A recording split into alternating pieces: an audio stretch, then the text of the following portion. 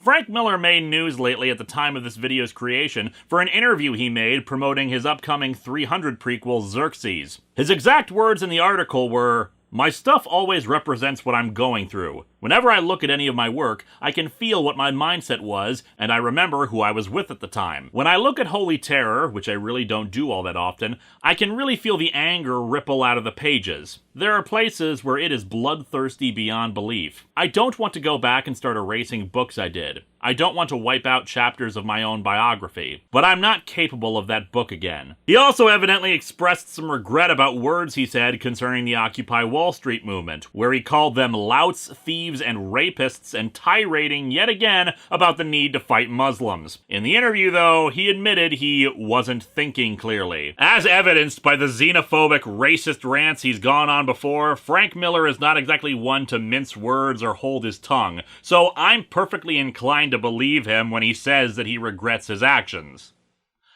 However, you'll notice that nowhere in the interview does he actually apologize for Holy Terror, or express that he felt it was wrong to make it, or that he doesn't still believe that Al-Qaeda is some kind of massive organization run by bizarre little bead men who have jets at their beck and call. He just says that he doesn't have it in him to maintain the level of bloodthirsty hatred necessary to make a book like that again. Admittedly, it doesn't say he maintains those beliefs either, just the implication about not wanting to erase books he's done. What I'm saying is, nothing would make me happier than knowing that he wasn't bigoted anymore. I like it when people realize the error of their ways and try to be better, but there isn't a lot to go on in the interview, so I don't know if he is or not. I just know that Holy Terror is still the worst thing I've ever read, and I'm glad that I will never have a copy of it in my home ever again. Also, even if he has reformed, well, crap is still crap, and I come to make fun of Frank Miller's terrible works.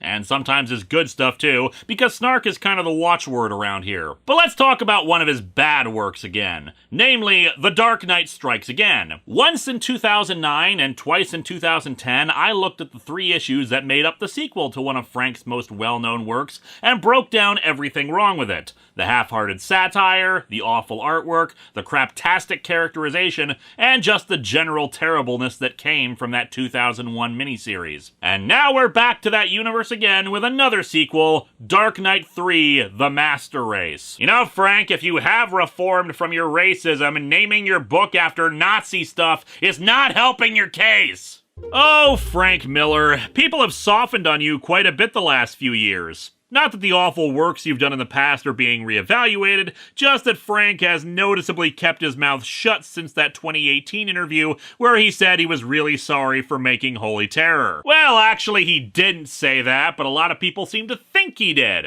As a reminder, he simply said that, "I wouldn't erase any of my past works, but I'm not capable of that kind of book again." That's not acknowledging, "I was wrong to say a lot of bigoted things against Muslims." That's just, "I'm older and it's harder to stay angry all the time." I want him to not be racist, homophobic, or sexist. I want everyone to not be those things. But part of the process of not being those anymore is acknowledging, wow, I did that and it was wrong.